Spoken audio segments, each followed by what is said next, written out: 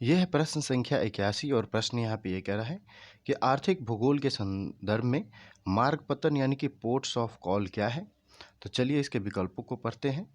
वैसे आपको पहले बता दें कि विभिन्न मापदंडों के आधार पर जो है पतन को अलग अलग प्रकार से विभाजित किया जाता है। जैसे यातायात के प्रकार के आधार पर, कितने पोत भार का वहन करता है उसके आधार पर, उनकी अवस्थिति कैसे है इसके आधार पर, या वो किस प्रकार के विशिष्ट कार्य को करते हैं इसके आधार पर। पहला ये कह रहा है कि एकत्रण केंद्रों के रूप में कार्य करने वाले पतन, जहां विभिन्न देशों से निर्यात के लिए वस्तुएं लाई जाती है।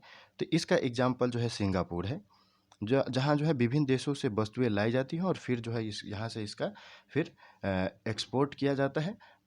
तो इस प्रकार के पतन को जो है हम लोग आंत्रपोपतन कहते हैं, आंत्रपोपतन कहते हैं। इसलिए जो है पहला विकल्प यहाँ पर विकल्प ए जो है गलत है। दूसरा ये कह रहा है कि छोटी दूरियों को तय करने वाले जलीय क्षेत्रों के आर पार यात्रियों और डाक के परिवहन से संबंधित परिवहन। तो इस प्रकार के परिवहन की बात करें तो इंग्लैंड में जो है, इंग्लैंड में डोवर पतन की बात करें तो ये जो है इस प्रकार का पतन है। और ये जो पतन होते हैं ये पैकेट स्टेशन के रूप में जाने जाते हैं। तो यहाँ पर जो है ये भी गलत है, क्योंकि क्वेश्चन में पूछा गया है मार्ग पतन यानी कि पोर्ट्स ऑफ कॉल क्या है। तो कहीं ना कहीं जो है ये मार्ग में कुछ होगा, तो विकल्प ए भी गलत है। तीसरा ये कह रहा है कि युद्ध पोतों की आवश्यकता पूरी करने वाले पतन, जहां उनके मरम्मत कार्यशालाएं होती हैं। तो बात करें केरल के कोची पतन की, तो कोची पतन एक ऐसा पतन है जहां पर जो है युद्ध पोतों की आवश्यकता पूरी करने वाले मरम्मत कार्यशालाएं हैं। और ये जो पतन होते हैं ये नौसेना पतन कहे जाते हैं, यानी कि नेवी के पतन। और यहाँ पर जो है विकल्प सी भी गलत है।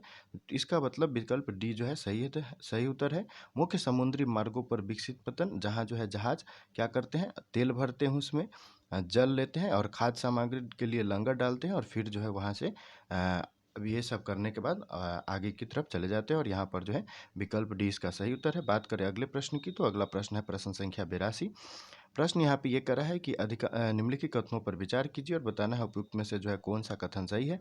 पहला कथन ये कर रहा है कि भारत में अधिकांश पेट्रोलियम की उपस्थिति टर्सरी युग की शैल संरचनाओं में अपनतियों और भ्रंश के से ट्रैप से संबंध है। तो यहाँ पर जो है पहला कथन सही है, क्योंकि भारत में जितनी भी ये पेट्रोलियम की उपस्थिति है ये टर्सरी युग के, जिसमें चूना पत्थर और बलुआ पत्थर वाले जो होते हैं, जो क्षेत्र हैं, चट्टान हैं, इन शैल संरचनाओं में इनके जो है ट्रैप में जो है यानी कि बीच बीच में कण में फंसे होते हैं। और इस प्रकार जो है पहला कथन जो है यहाँ पर सही है। दूसरा कथन ये कह रहा है कि भारत में केवल केवल क्षेत्र आधारित तेल परिशोधनशालाएं हैं, न कि बाजार आधारित। तो यहाँ पर जो है दूसरा कथन जो है गलत है।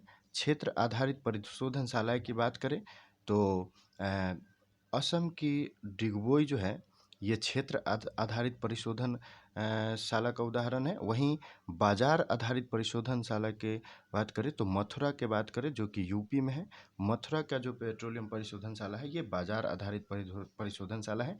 और इस प्रकार जो है विकल्प दो जो है गलत है, विकल्प ए जो है इसका सही उत्तर है। अगले प्रश्न की बात करें तो अगला प्रश्न है प्रश्न संख्या 83। प्रश्न यहाँ पे ये कर रहा है निम्नलिखित कथनों पर विचार कीजिए, बताना है कौन सा कथन यहाँ पे सही है। पहला कथन ये कर रहा है कि भारत में फसल गहनता पिछले 7 दशकों यानी कि 70 सालों से 1 से कम रही है। तो ये कहना गलत है। पिछले 70 सालों से अभी वर्तमान में जो है भारत में जो फसल गहनता है, वर्तमान के भारत के फसल गहनता की बात की जाए तो वर्तमान में फसल गहनता भारत में 1.36 है फसल गहनता। और इस प्रकार जो है चूंकि यहाँ पर क्वेश्चन में कम कह रहा है तो पहला जो है कथन यहाँ पे गलत हो गया, पहला कथन गलत हो गया। विकल्प ए और सी गलत। दूसरा कथन ये कर रहा है कि कुल खेती योग्य क्षेत्र के प्रतिशत के रूप में शुद्ध बोया गया क्षेत्र पिछले 70 दशकों में घटा है। तो कुल खेती योग्य क्षेत्र की बात करें तो भारत में जो है कुल खेती योग्य क्षेत्र लगभग 51% जो है भौगोलिक क्षेत्र पर कृषि की जाती है। और उसके बाद बात करें तो पिछले 70 दशक में क्या इसमें घटोतरी हुई है, ये जो है दूसरा कथन कर रहा है। तो बिल्कुल नहीं। 1951 के डेटा की बात करें तो कुल कृषि योग्य जो है क्षेत्र का लगभग जो है 70.05% भाग पर खेती होती थी। वहीं वर्तमान जो है 2014-15 के डाटा की बात करें तो 2014-15 की डाटा की बात करें तो अभी जो है ये कुल कृषि योग्य जो खेती है उसका 78.4% क्षेत्रों पर खेती की जाती है। इस प्रकार जो है इसमें चूंकि वृद्धि हुई है तो विकल्प यहाँ पर कथन 1-2 दोनों गलत है, 1-2 दोनों गलत है, तो विकल्प डी जो है यहाँ पर इसका सही उत्तर होगा। अगले प्रश्न की बात करें तो अगला प्रश्न है प्रश्न संख्या 84। प्रश्न यहाँ पे ये कह रहा है कि हाल ही में आरंभ की गई one nation one ration card योजना के संदर्भ में निम्नलिखित कथनों पर विचार कीजिए और बताना है कि इसमें से जो है कौन सा कथन सही है। तो one nation one ration card योजना के बारे में जो है यहाँ पे बताना है। 2020 में जो है एक देश एक राशन कार्ड की घोषणा की गई है और कहा गया था कि मार्च तक जो है पूरे देश में इसको लागू कर दिया जाएगा।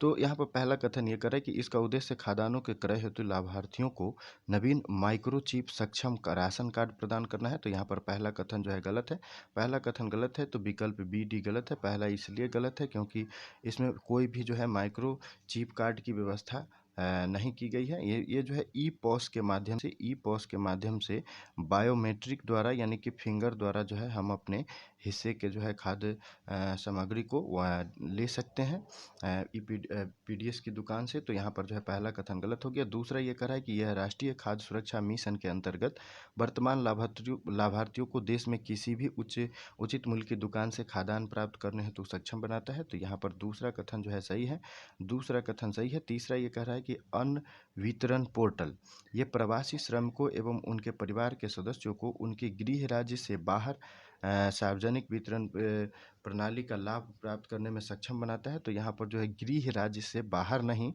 अन्न वितरण पोर्टल जो बात करें तो ये इमरजेंसी में लाया गया जो है एक प्रोग्राम था अन्न वितरण पोर्टल, और ये जो है गृह राज्य से बाहर नहीं बल्कि राज्य में ही अपने जिले से बाहर जो है जा सकते हैं।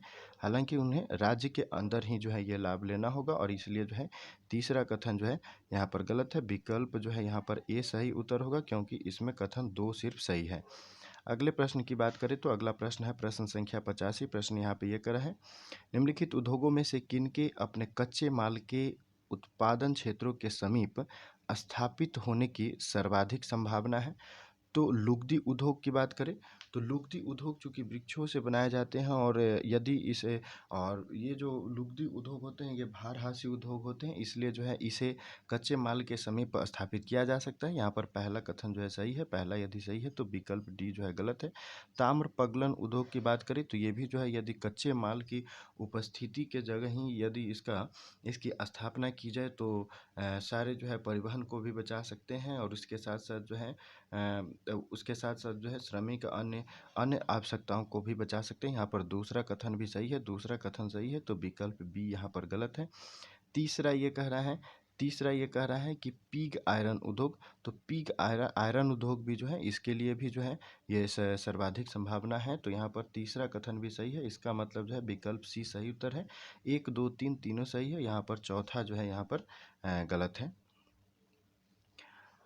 अब चलिए बात करते हैं अगले प्रश्न की। तो अगला प्रश्न है प्रश्न संख्या 86। प्रश्न यहाँ पे ये कह रहा है मिश्रित कृषि मिक्स्ड फार्मिंग के संबंध में निम्नलिखित कथनों पर विचार कीजिए। बताना है उपयुक्त में से जो है कौन सा कथन सही है।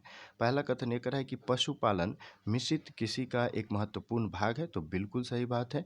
इसमें पशुपालन के साथ साथ कृषि की जाती है और यह जो है मिश्रित कृषि का एक भाग है। तो यहाँ पर पहला कथन सही है, पहला कथन सही है, तो विकल्प बी डी गलत है। दूसरा कथन ये कर रहा है कि इसमें उच्च पूंजी व्यय और रासायनिक उर्वरकों का व्यापक उपयोग सम्मिलित होता है। तो यहाँ पर दूसरा कथन भी सही है क्योंकि इस प्रकार की कृषि में जो है पशुओं पर और फार्मिंग पर अधिक पूंजी की व्यय की जाती है और फार्मिंग में रासायनिक उर्वरकों की भी अधिक उपयोग की जाती है। यहाँ पर 1 2 दोनों सही है, तो यहाँ पर जो है विकल्प सी इसका जो है सही उत्तर होगा। अगले प्रश्न की बात करें तो अगला प्रश्न है प्रश्न संख्या 87। प्रश्न यहाँ पे यह कर है निम्नलिखित कथनों पर विचार कीजिए। बताना है उपयुक्त में से जो है कौन सा कथन सही है।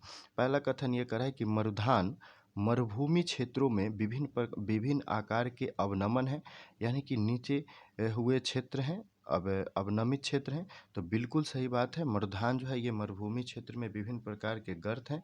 तो यहाँ पर पहला कथन जो है सही है, पहला कथन सही है, तो विकल्प सी डी गलत है। दूसरा कथन ये कर रहा है कि मरुधानों में जल का जो मुख्य स्रोत होता है उसके अंदर ये भूजल होता है। तो यहाँ पर जो है दूसरा कथन भी सही है और दूसरा कथन सही है, तो यहाँ पर विकल्प ए गलत हो गया। विकल्प बी जो है यहाँ पर इसका सही उत्तर है, क्योंकि 1, 2, 3 तीनों सही है। मरुधान मरुस्थलीय क्षेत्रों में अस्थायी जीवन में सहायता करते हैं, तो यहाँ पर तीसरा कथन भी सही है। अब बात करते हैं अगले प्रश्न की। तो अगला प्रश्न है प्रश्न संख्या 88। प्रश्न यहाँ पे ये कर रहा है, निम्नलिखित युग्मों पर विचार कीजिए। और यहाँ पर कुछ जनजातियाँ दी गई हैं, विश्व की जनजातियों के बारे में दी गई हैं, और पूछा गया है कि ये जो विश्व की जनजातियाँ हैं इसके निवास स्थल को, यानी कि जिस प्रकार की ये घरों में निवास करते हैं, इनके निवास स्थल को हम क्या कहते हैं। तो विदुबी की बात करें तो विदुबी जो है ये ऑस्ट्रेलिया में निवास पाई जाती हैं, ये जनजाति विदुबी जनजाति, और ये वुरलिज प्रकार के जो है निवास स्थल में निवास करती है, इसलिए जो है यहाँ पर पहला कथन गलत हो गया। और पहला कथन गलत हो गया तो इसका मतलब है कि दूसरा भी गलत है। तो दूसरा जो है तुअरों की बात करें तो ये अफ्रीका महाद्वीप के सहारा क्षेत्रों में ये पाई जाती है तुअरों, और ये जो है घास से बना हुआ जोरुबा प्रकार के जो है घास से बना हुआ निवास स्थान में निवास करते हैं। यहाँ पर जो है इसको इंटरचेंज कर दिया जाए तो ये दोनों जो है सही हो जाएंगे। तीसरा की बात करें तो गोबी मंगोल ये युर्त यानी एक प्रकार का तंबू होता है, युर्त, जिसे युर्त कहा जाता है, इसी में जो है ये निवास करते हैं। यहाँ पर तीसरा सिर्फ सही है, विकल्प सी यहाँ पर इसका सही उत्तर होगा। अगले प्रश्न की बात करें तो अगला प्रश्न है प्रश्न संख्या 89। और प्रश्न यहाँ पे ये कर रहा है कि सूक्ष्म लघु और मध्यम उद्यम यानी कि micro small and medium enterprises की संशोधित परिभाषा के अनुसार नीचे दिए गए निम्नलिखित कथनों में से कौन से मापदंड जो है यहाँ पर सही है, यही बात जो है आपको बताना है एमएसएमई के बारे में। तो अभी रिसेंट में जो है एमएसएमई की फिर से परिभाषा तय की गई है, और इसमें कहा गया है कि जो उद्योग जिनकी निवेश सीमा 1 करोड़ और कम से कम जो है टर्नओवर वार्षिक 5 करोड़ हो, तो ये जो है माइक्रो इंटरप्राइजेज कहलाएंगे। वहीं स्मॉल इंटरप्राइजेज की बात करें तो जिसकी निवेश सीमा जो है 10 करोड़ और वार्षिक टर्नओवर जो है 50 करोड़ हो, तो ये जो है स्मॉल इंटरप्राइजेज कहलाएंगे। वहीं मीडियम इंटरप्राइजेज की बात करें तो इसकी जो है निवेश सीमा 50 करोड़ और टर्नओवर जो है वार्षिक टर्नओवर जो है ये 250 करोड़ है। और इस प्रकार जो है सूक्ष्म लघु और मध्यम इंटरप्राइजेज में निवेश और उसकी वार्षिक टर्नओवर की सीमा जो है तय की गई है। अब चलिए पढ़ते हैं प्रश्नों को। तो पहला ये कह रहा है कि विनिर्माण और सेवा क्षेत्र के मध्य के जो अंतर थे, इस अंतर को जो है समाप्त कर दिया गया है। तो यहाँ पर जो है पहला कथन सही है, और पहला कथन सही है तो यहाँ पर विकल्प ए गलत हो जाएगा। दूसरा ये कह रहा है कि मध्यम आकार के उद्योगों के लिए वार्षिक टर्नओवर की अधिकतम सीमा 250 करोड़ रुपए से सीमांकित किया गया है। तो अभी मैंने आपको बताया कि मीडियम जो इंटरप्राइजेज है उसके इन्वेस्ट की सीमा 50 करोड़ और टर्नओवर की सीमा 250 करोड़ है। इस प्रकार दूसरा कथन सही है। और मध्यम आकार के उद्योग के लिए अधिकतम निवेश सीमा की बात करें तो 50 रुपये, तो यहाँ पर 50 करोड़ रुपये, तो यहाँ पर जो है तीसरा कथन भी सही है। 1, 2, 3 तीनों सही है, तो विकल्प डी जो है इसका सही उत्तर होगा। प्रश्न संख्या 90। और प्रश्न यहाँ पे ये कह रहा है कि ऊर्जा संक्रमण सूचकांक यानी कि एनर्जी ट्रांजिशन इंडेक्स के संदर्भ में निम्नलिखित कथनों पर विचार कीजिए और बताना है कि उपयुक्त में से जो है कौन सा कथन सही है। तो ये ऊर्जा संक्रमण सूचकांक यानी चूंकि एनर्जी कंजप्शन की बात हो रही है, तो जो देश जितनी एनर्जी उपयोग करेगा उतनी उसकी अर्थव्यवस्था अच्छी होगी, और इस प्रकार जो है इसको वर्ल्ड इकोनॉमिक फोरम यानी कि विश्व आर्थिक मंच जो है इसे वार्षिक तौर पर जो है ये सालाना तौर पर जारी करती है, और इसमें जो है टोटल 115 अर्थव्यवस्थाओं को सम्मिलित किया जाता है। और इसमें देखा जाता है कि इन्होंने पर्यावरणीय संधारणीयता, ऊर्जा सुरक्षा और इन सब पर जो है ध्यान देते हुए किस हद तक जो है इसको फ्यूचर के उपयोग के लिए और आने वाले पीढ़ियों के लिए जो है इसको बचा के रखा है, तो ये जो है इन सब पर ध्यान दिया जाता है। और इसके बाद बात करें तो स्वीडन ये लगातार तीसरे वर्ष जो है इसमें प्रथम स्थान प्राप्त किया है। और लाइन से जो है 3 देश की बात करें तो स्वीडन, उसके बाद दूसरा देश स्विट्जरलैंड, और तीसरे नंबर के देश की बात करें तो ये फिनलैंड है। ये आप 1, 2, 3 करके याद रख सकते हैं, 1, 2, 3 करके याद रख सकते हैं क्रम।